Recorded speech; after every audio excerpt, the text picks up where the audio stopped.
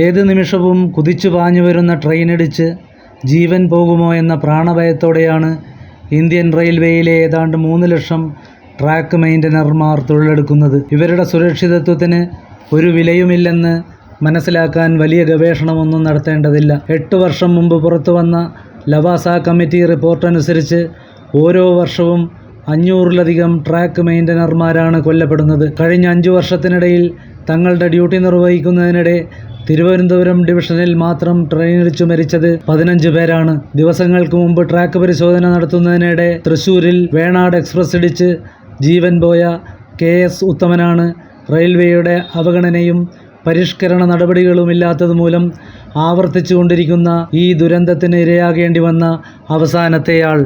Train കടന്നു പോകുന്നതിൻ്റെ മുന്നറിയിപ്പ് നൽകുന്ന കയ്യിൽ ധരിക്കാവുന്ന രക്ഷക് എന്ന ഉപകരണം നൽകാത്തതാണ് ഈ ദുരന്തത്തിൻ്റെ ഒരു പ്രധാന കാരണം. വാക്കി ടോക്കിയാകട്ടെ ട്രാക്ക് സൂപ്പർവൈസർമാർക്ക് മാത്രമാണ് നൽകുന്നത്. അതുപോലെ ട്രാക്കിൽ ഒറ്റയ്ക്ക് ജോലി ചെയ്യിക്കുന്നതിന് പകരം ഒരാളെ കൂടി നൽകുക എന്നതാണ് ഇതിനുള്ള മറ്റൊരു പരിഹാരം. ട്രാക്ക് മെയിൻ്റനർമാരുടെ ഡ്യൂട്ടി സമയം നിർവചിക്കാത്തത് മൂലം ശാരീരിക ശേഷിക്കപ്പുറവും ഇവരെ ജോലി ചെയ്യിക്കുന്നതായും പരാതിയുണ്ട്. ഇതും അപകടം ക്ഷണിച്ചു വരുത്തുന്ന നടപടിയാണ്.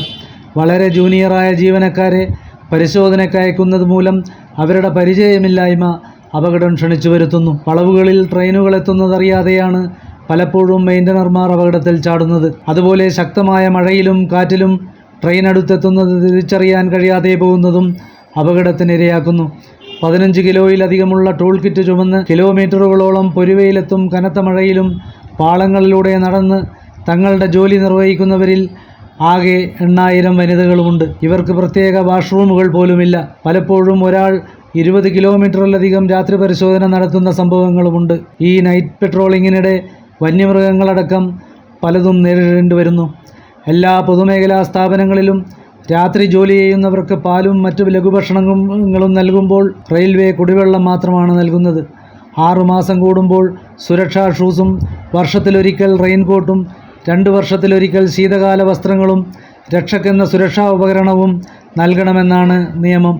എന്നാൽ 4 വർഷം കഴിഞ്ഞിട്ടും ഇതൊന്നും ലഭിക്കാറില്ലെന്ന് തൊഴിലാളികൾ പറയുന്നു. ട്രാക്ക് മെയിൻ്റനർമാരുടെ ജീവനെടുക്കുന്ന ഇത്തരം വീഴ്ചകളിൽ നിന്ന് ഇന്ത്യൻ റെയിൽവേ എത്രയും വേഗം മുക്തമാകേണ്ടതുണ്ട്.